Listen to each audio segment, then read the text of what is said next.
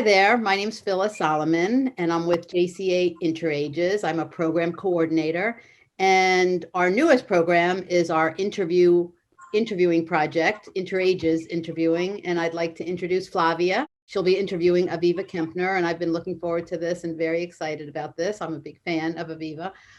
So Flavia, take it away.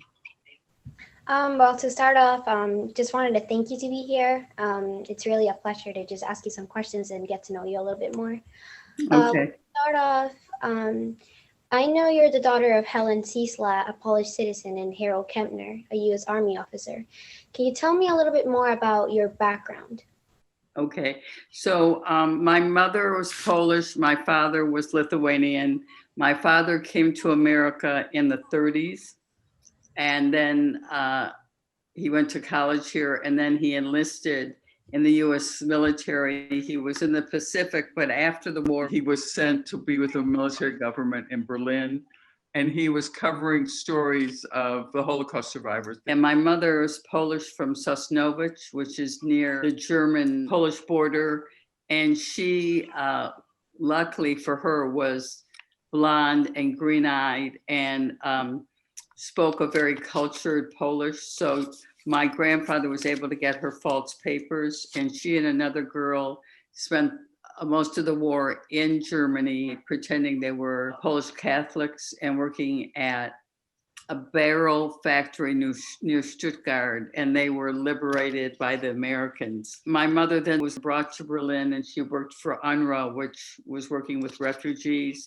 And my dad did a story about my uncle, my mother being reunited after the war, and they fell in love. I was born 10 months later. Unfortunately, my grandparents and my aunt died in Auschwitz. So that kind of background is a big motivating factor in making films. Of course, the first film about Jews fighting Nazis, and almost all the films have to, or at least up until now, have to dealt with World War II.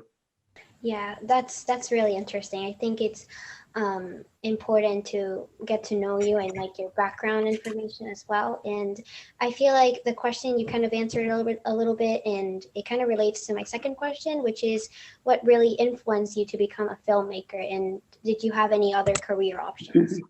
I don't know if older people want me to say this to younger people, but failure turned out to be a very opportune moment for me. I came to Washington, D.C. in the early 70s to go to law school. I did very well, but unfortunately, I just did not pass the bar exam, which is what you need to be a lawyer.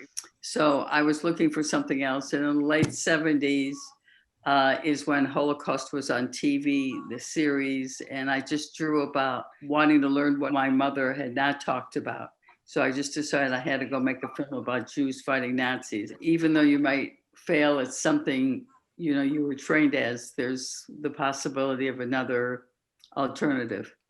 Yes, and I think that's really important, especially for people who are watching or anyone really. It really is something that motivates people to just keep going, even though what they feel they're doing, it's not like the correct thing for them. Right. And this is where kind of when you start making films, what type of audience are your films directed to? That's a good question. Well, if you make a good film, people, in which I try to do every time, people are just interested, I would hope. And of all of those documentaries, I know that Partisans of Vilna was your first one. And what inspired you to film this documentary, and what message do you want to convey?